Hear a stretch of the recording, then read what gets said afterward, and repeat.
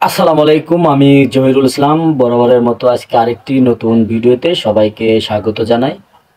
আজকে আমার এই ভিডিও যে যেখান থেকে দেখতেছেন দেশ এবং দেশের বাইরে সবাইকে জানাই শুভেচ্ছা এবং অভিনন্দন। সম্মানিত দর্শক ভাইরা, আজকে যে বিষয় নিয়ে কথা বলবো সেটা হলো এখন রবি মৌসুম।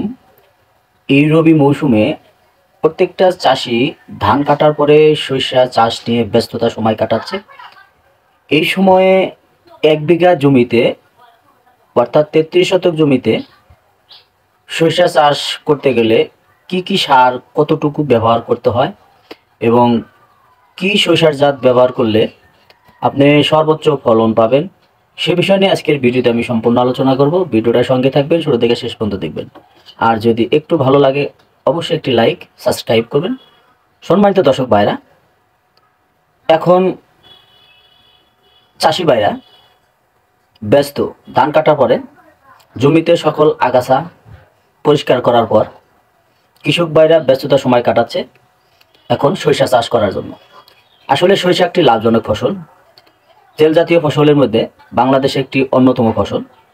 যদি সঠিকভাবে সঠিক পরিচর্যার মাধ্যমে সরিষা চাষ করা হয় তাহলে কিন্তু অনেক লাভবান হওয়া যায়। সম্মানিত দর্শক ভাইরা, 1 বিঘা জমিতে আপনি যদি সরিষা চাষ করেন, কয়টা চাষ দিবেন, কতটুকু সার দিবেন এবং কি সরিষা জাত লাগালে আপনি সর্বোচ্চ ফলন পাবেন। সম্মানিত দর্শক ভাইরা, আমরা সাধারণত সরিষা গ্রাম অঞ্চলের যে সরিষাগুলা জাত মানে বেছন রাখি সেগুলাই কিন্তু আসলে আমরা ব্যবহার করি। কিন্তু উন্নত মানের যে জাতগুলো আছে সেগুলো যদি আমরা ব্যবহার করি তাহলে কিন্তু আমাদের সর্বোচ্চ ফলন পাওয়া সম্ভব। সম্মানিত দর্শক ভাইরা, প্রথমে আপনার যে জমিতে যে কাজটা করবেন, প্রথমে হাল চাষ করবেন। 2 থেকে 3টা চাষ দিয়ে কিন্তু সরিষা চাষ করতে হয়। প্রথম চাষ দেওয়ার পর দ্বিতীয় চাষ দেওয়ার সময় অবশ্যই আপনাকে প্রতি বিঘায় অর্থাৎ 33 শতক জমিতে 1 কেজি সরিষা, আপনি যে কোনো ধরনের জাত বলতে পারেন। একটা হতে পারে বাড়ি 14, বাড়ি 15, বাড়ি 20 এবং টরি 7। গ্রাম অঞ্চলে আসলে এই ধরনের সরিষা জাতি সবচেয়ে বেশি বপন করে থাকে।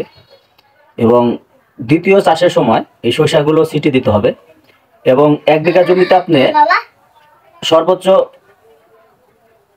কত কেজি সার ব্যবহার করবেন এবং কোন সার কত কেজি ব্যবহার করবেন সারটা দিতে হবে। কিন্তু আপনার প্রথম চাষ দেওয়ার পর দ্বিতীয় চাষ দেওয়ার সময় যখন আপনি হাল চাষ করবেন তখন দিবেন আপনার, যদি বাংলা ডিএপি দেন সেটা দিবেন 1 কেজি করে, তার সাথে আপনি পটাশ দিবেন 1/2 কেজি করে এবং তার সাথে টিএসপি দিতে পারেন 1/2 কেজি করে, আর জিপসাম দিবেন 250 গ্রাম করে, তার সাথে বোরন দিবেন 1 কেজি করে। সার সরিষার মধ্যে সার যত বেশি দিবেন, খাদ্য যত বেশি দিবেন, আপনার ফলনও কিন্তু তত বেশি পাবেন। আসলে আমরা সাধারণভাবে সরিষার জমিতে কিন্তু কৃষক ভাইরা সাধারণত এই 1.5 কেজি সার দিয়ে সবচেয়ে বেশি সরিষা বুনে থাকে। তবে অনেক জায়গায় আছে যে 2 থেকে 2.5 কেজি সার দিয়ে কিন্তু সরিষা চাষ করে থাকে। সরিষাগুলো মানে ফলমানও ভালো হয়, সরিষার কিন্তু আপনার ঘাস অনেক মোটা হয়, কারণ খাদ্য যত বেশি দেওয়া হবে সরিষার ফলনও কিন্তু তত বেশি হবে। আর সাধারণত বাড়ির সরিষাগুলো চাষ করলে একটু সার বেশি লাগে, তাদের জীবনকালও কিন্তু মানে বেশি না, 80 থেকে 90 দিনের মধ্যে আপনার সরিষা সংরক্ষণ করে বড় মৌসুমের যে বড় ধানের আবাদ করেন সেটাও কিন্তু করতে পারবেন। সম্মানিত দর্শক ভাইরা, এখানে সবচেয়ে গুরুত্বপূর্ণ বিষয় হলো যে আপনার এই সময়টা কোন সময় সরিষা চাষটা আসলে করলে সবচাইতে ভালো। আপনার অক্টোবরের প্রথম সপ্তাহ থেকে নভেম্বরের শেষ সপ্তাহ পর্যন্ত এই সময়ের মধ্যে সরিষা উপযুক্ত একটি সময়।